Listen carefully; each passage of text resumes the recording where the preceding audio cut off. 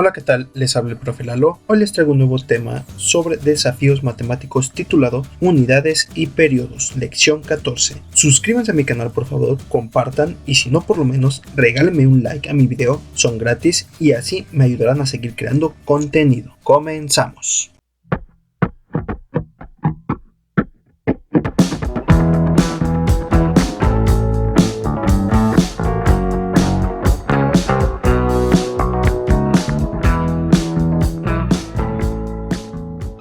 Analicen la información de cada una de las siguientes situaciones y posteriormente responderemos lo que se indica. En esta lección vamos a revisar lo que son 5 situaciones diferentes, pero en este caso vamos a trabajar sobre las unidades de tiempo. Vamos a comenzar con la situación 1.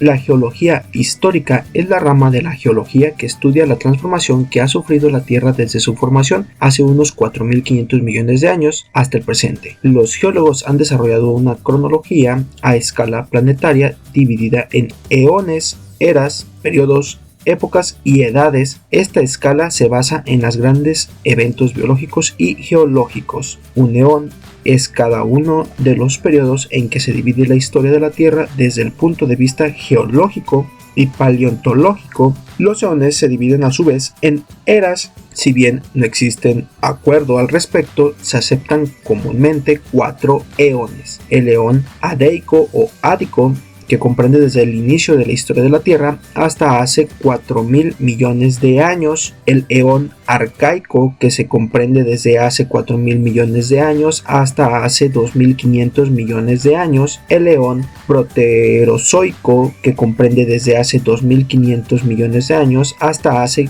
542 millones de años, el eón fanerozoico, que se extiende hasta la actualidad. Esta unidad se divide en 3 eras geológicas: era paleozoica, que comprende desde 542 millones de años hasta 251 millones de años, era mesozoica desde 251 millones de años hasta 65.5 millones de años y cenozoica desde 65.5 millones hasta la actualidad. Aquí como introducción tenemos que entender las unidades de tiempo. Para eso tengo aquí esta tabla en donde los segundos corresponden a un 60avo parte de un minuto, es decir, 60 segundos forman un minuto. El minuto contiene 60 segundos, la hora contiene 60 minutos, el día tiene 24 horas, la semana 7 días, el mes aproximadamente 30 días, el año 365 días, pero aquí recordemos que se le van agregando año tras año más 5 horas, 45 minutos y 46 segundos, que nos da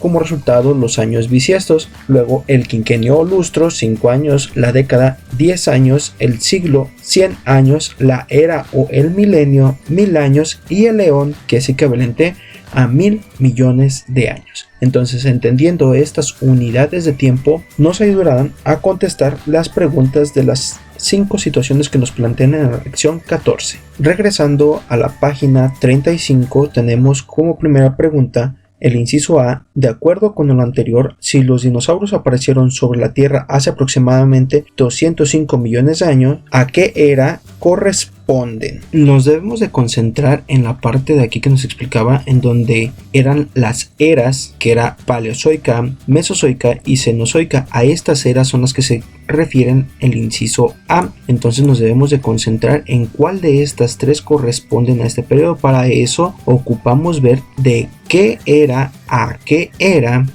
que correspondía cada una de estas. Entonces tenemos aquí que la paleozoica corresponde del 542 millones de años hasta el 251 millones de años. Si revisamos la pregunta, tenemos que es el 205 millones de años. Entonces en esta de aquí, que era la paleozoica, no corresponde. Seguimos con la mesozoica, que va del 251 millones de años hasta 65.5 millones de años. Aquí tenemos nuestra respuesta. ¿Por qué? Si nos vamos a la cenozoica, ya es muy baja la cifra de millones de años, porque va a 65 millones de años hasta la actualidad. Ya sabemos cuál es nuestra respuesta del inciso A. En el inciso B tenemos qué unidad de tiempo se utilizan en los eones y en las eras geológicas. Si revisamos nuevamente el enunciado de la parte de arriba o el texto, tenemos la letra MA, y si nos vamos a nuestra página anterior, tenemos que los eones se manejan en millones de años. Aquí nos pone entre paréntesis que se abrevia millones de años en MA. Pasamos a la situación 2. El territorio mexicano fue descubierto y habitado por grupos de cazadores y recolectores hace más de 30.000 años. El inicio de la agricultura tuvo lugar hacia el año 9000 antes de nuestra era. Nuevamente aquí vemos la abreviatura ANE, que es antes de nuestra era, aunque el cultivo de maíz inició hacia el año 5000 antes de nuestra era. Las primeras muestras de alfarería datan de alrededor del año 2500 antes de nuestra era. Con este hecho se define el inicio de la civilización mesoamericana. Si 1.000.000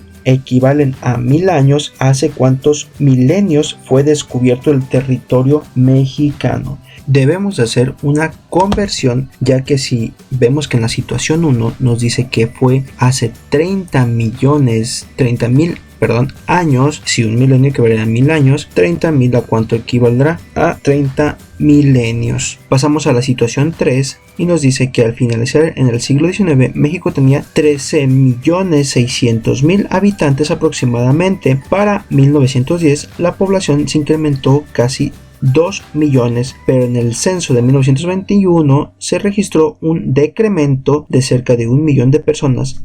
Este descenso se debió durante el decenio de 1910 a 1920 tuvo lugar la Revolución Mexicana. Entonces, en el inciso A nos dice de qué año a qué año comprende el siglo XIX. Si recordamos que para comenzar un siglo, en este caso, tuvo que haber sido desde 1800, es decir, el 1800 corresponde al siglo XVIII porque termina en 1800. Si el siglo XIX tendría que terminar en el año de 1900, entonces ¿de qué año a qué año comprendería el siglo XXI? En inciso B, ¿cuántos años duró la Revolución Mexicana? Aquí nos dice una palabra tal vez algo rara para ustedes. Durante el decenio, ¿se les viene algún número a la mente al escuchar decenio? 10 años. En este caso nosotros lo conocemos como década, que es equivalente a 10 años. Y en el inciso C,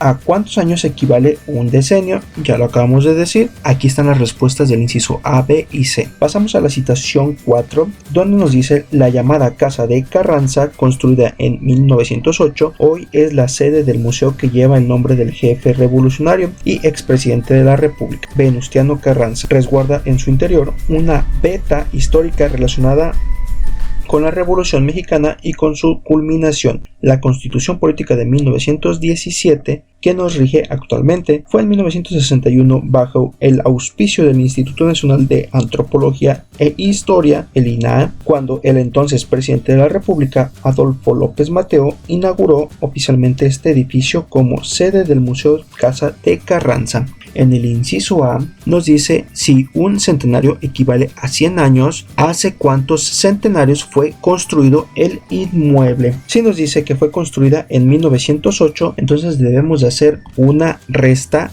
ya que estamos en el año del 2021, entonces se le hace una resta a 1908 para poder obtener los años que han transcurrido, que en este caso serían 113 años. Entonces, si un centenario tiene 100 años, ya tenemos aquí un centenario y podríamos poner el resto 13 años. En el inciso B, ¿durante cuántas décadas ha tenido vigencia la Constitución de 1917? Vemos que la Constitución Política que nos rige actualmente fue hecha en 1917. También debemos hacer una resta desde 1917 a el año en el que nos encontramos hoy en día. Si una década recordamos que es equivalente a 10 años y hacemos la resta de 1917 al 2021, estamos calculando que son 104 años. Para poder completar los 104 años deberían de ser 10 décadas y nos sobrarían 4 años. En el inciso C, si un quinquenio o lustro equivale a 5 años, desde hace cuántos lustros esa casa se instauró como museo. Si vemos que en 1961 se instauró como museo, le tenemos que restar nuevamente los años que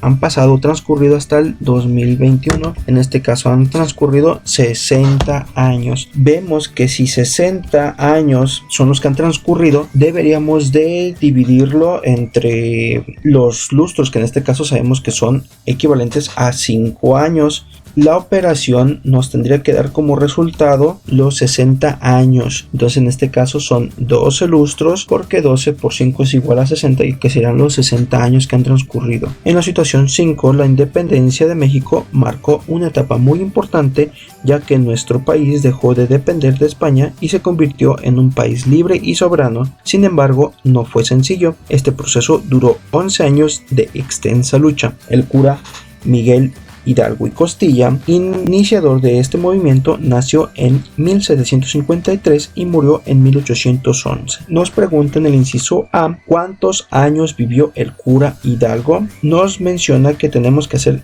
nuevamente una resta del año de nacimiento del cura Miguel Hidalgo al año de defunción del cura Miguel Hidalgo, que nos da como resultado 58 años, es decir, a los 58 años murió, y este es el periodo de vida que tuvo el cura Hidalgo. El inciso B y el último inciso nos dice qué unidad de tiempo se utilizan para referirse a la edad de la persona. Por obvias razones, todos lo sabemos que son a los años. Esto sería todo. Suscríbanse a mi canal, por favor, compartan, y si no, por lo menos regálenme un like a mi video, son gratis y así me ayudarán a seguir creando contenido. Recuerden seguirme en mis redes sociales, estoy en Facebook, Instagram y Twitter como Profe Lalo, y también me pueden seguir en TikTok como Profe Lalo. Esto sería todo, cuídense mucho y nos vemos hasta la próxima.